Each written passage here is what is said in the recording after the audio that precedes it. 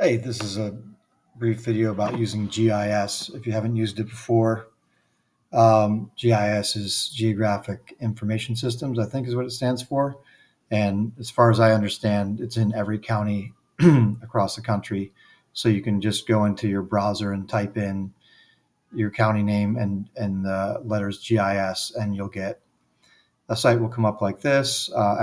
First you have to agree to permissions. Normally, you just have to click a tab that you agree to their terms and conditions, and then you go into the mapping. I already had typed in an address and searched this neighborhood, so I'm in a neighborhood, and this is just a demonstration of some of the things you can do with GIS. First of all, it's free, so if you're starting out in business, it's great to have a free tool that you can use to search land and property information. Um, and then you've got tools like this. We've got the flood hazards shown here. I've gone into most of these.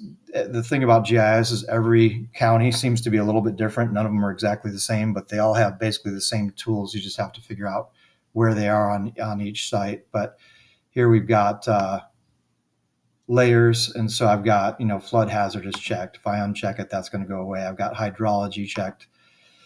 And so I like hydrology because if I'm looking at a property, I want to know if it's got a creek or a pond or something on it, because that will affect whether you can build on it. We're talking about vacant land.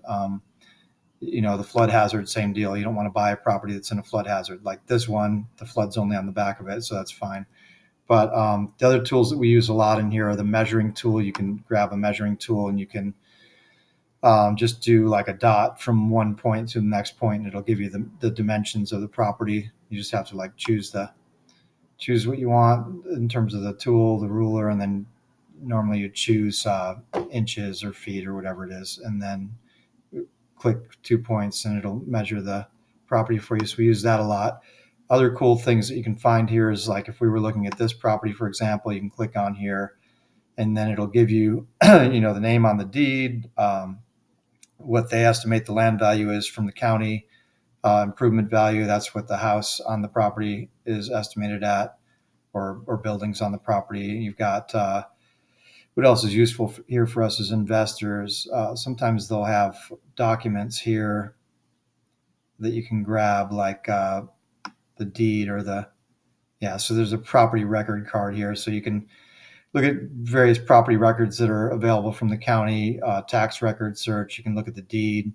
There's a plat map that's sometimes helpful when you're trying to work with builders to, you can even see if there's a well and septic permit. That's really helpful if you're dealing with a property in the country that doesn't have water and sewer. You can see if there's already been a permit here. So these things are all useful.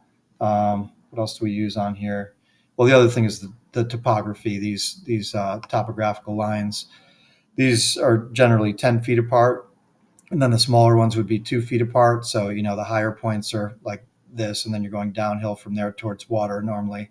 So that would be a higher point where it's a smaller circle, and then it's going downhill towards the water. So if you're looking at a property here, like, you've got 10, 20, 30, 40, 50 feet of slope on that property, if those are 10-foot lines. So you just want to watch out for that if you're looking to build somewhere.